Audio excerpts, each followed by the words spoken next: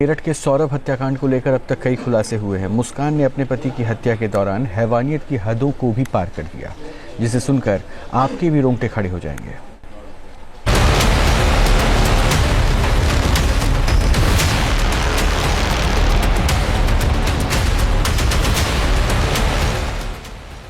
प्यार, धोखा और कत्ल के पीछे मुस्कान की खौफनाक और फुल प्रूफ प्लानिंग।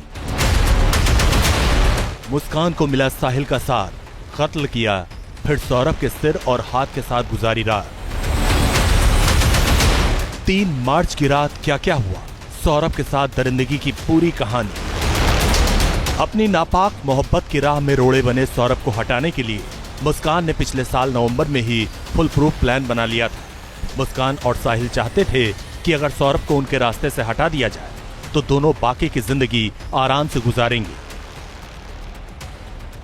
सौरभ की हत्या को अंजाम तक पहुंचाने के लिए मुस्कान ने इसकी तैयारी नवंबर से ही करना शुरू कर दिया था।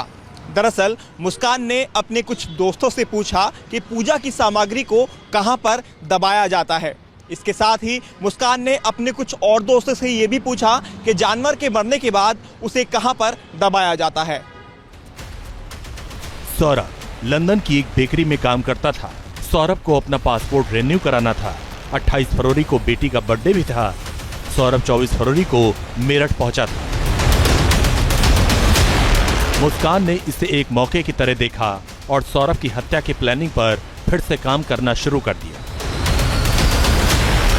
सबसे पहले उसने गूगल पर सर्च किया कि नींद के लिए कौन सी दवा सबसे ज्यादा कारगर होती है। फिर सौरभ को ठिकाने लगाने के लिए उसी की ही मदद ली। मुस्कान ने सौरभ को बोला कि उसे एंजाइटी। फिर सौरभ को लेकर मुस्कान डॉक्टर के पास पहुंची। डॉक्टर से झूठ बोलकर उसने पर्ची लिखवा ली।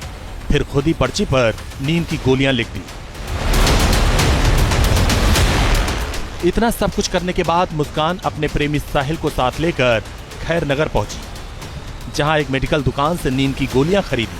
घर लौटने के बाद मुस्कान ने मर्डर वेपन खरीदने की प्लानिंग शुरू कर दी। इसमें उसने अपने प्रेमी साहिल को भी शामिल किया। मुस्कान और साहिल शारदा रोड पहुंचे। एक चिकन दुकान से 800 रुपए के 2 चाकू खरीदे। मुस्कान ने 300 रुपए में एक उस्तरा भी खरीदा। शारदा रोड की ही एक दुकान से पॉली बैग खरीदे गए। 10 किलो ब्लीचिंग पाउडर भी एक दुकान से खरीदे। मुस्कान को इंतजार था उस मौके का जब वो घर में अकेले रहे। 25 फरवरी की रात मुस्कान ने सौरभ की हत्या करने की पहली कोशिश की। उसने शराब में नींद की गोलियां मिला दी, लेकिन सौरभ ने तबीयत खराब होने की बात कहकर शराब नहीं पी और वो बच गया।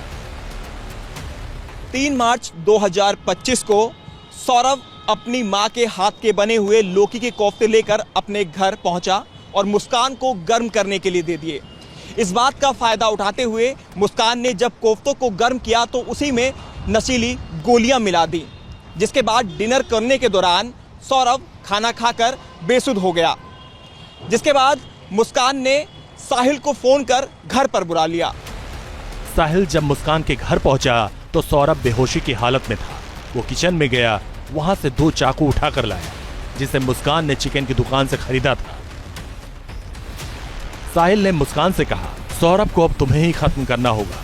सौरभ का वध तुम ही करोगी, मैं नहीं। ये एक अच्छा काम है और एक नई जिंदगी की शुरुआत है। ये काम तुम्हारे ही हाथों से होना चाहिए। साहिल का इतना कहना था और मुस्कान तैयार हो गई। इसके बाद साहिल ने मुस्कान को बताया कि चाकू कैसे पकड़ना है, उससे कैसे सौरभ के शरीर पर वार करना है। करीब 20 मिनट तक पूरी तैयारी के बाद दोनों बेडरूम में पहुंचे, जहां सौरभ बेहोशी की हालत में सोया हुआ था। बेड के पास ही बैठकर साहिल और मुस्कान नशे की हालत में आते ही मुस्कान ने चाकू से वार करना शुरू कर दिया। मुस्कान ने पहला वार सौरभ के दिल के पास किया।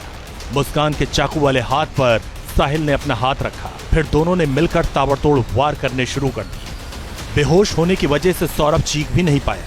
जब दोनों को लगा कि सौरभ की मौत हो चुकी है, तब मुस्कान ने सौरभ के पैर और साहिल ने सौरभ के हाथ पकड़े और उसे उठाकर बाथरूम में लेकर गए। साहिल ने सौरभ के शव को 4 टुकड़ों में काट दिया। फिर उन टुकड़ों को पॉली बैग में पैक कर दिया। उन्होंने मिलकर बेडरूम और बाथरूम की सफाई की। रात 3 बजे के आसपास साहिल ने धड़ और पैर वाला बैग बेड के बॉक्स के अंदर छिपा दिया। फिर सिर और हाथ के टुकड़ों वाला बैग लेकर मुस्कान के साथ अपने घर चला गया, जो कि सौरभ के घर से महज 800 मीटर की दूरी पर था।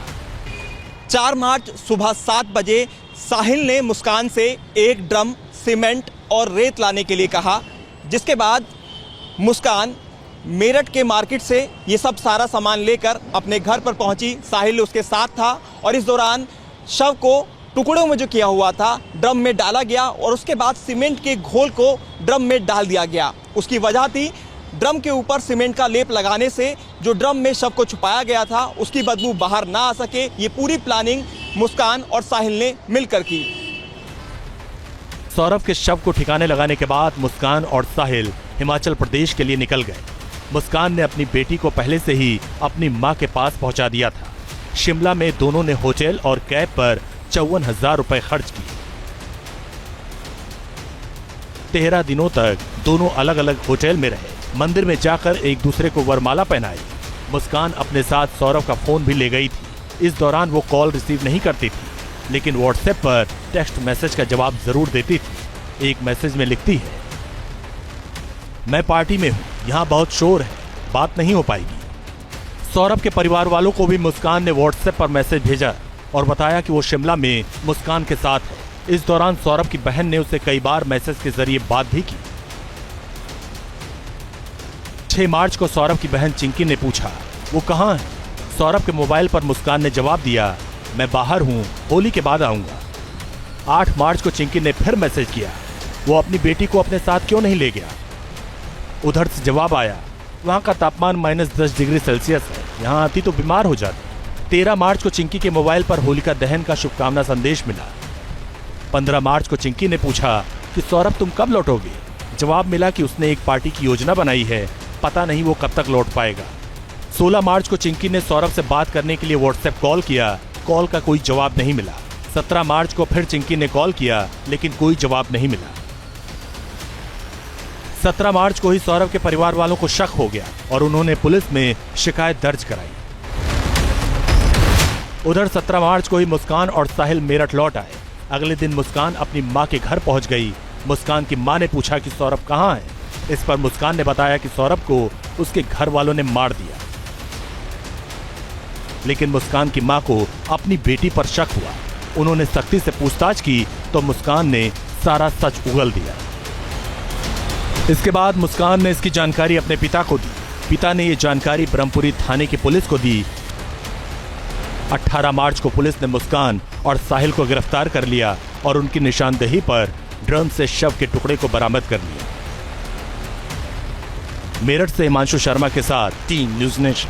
न्यूज नेशन अब व्हाट्सएप पर खबरों की ताजा अपडेट के लिए न्यूज नेशन के इस QR कोड को स्कैन करें।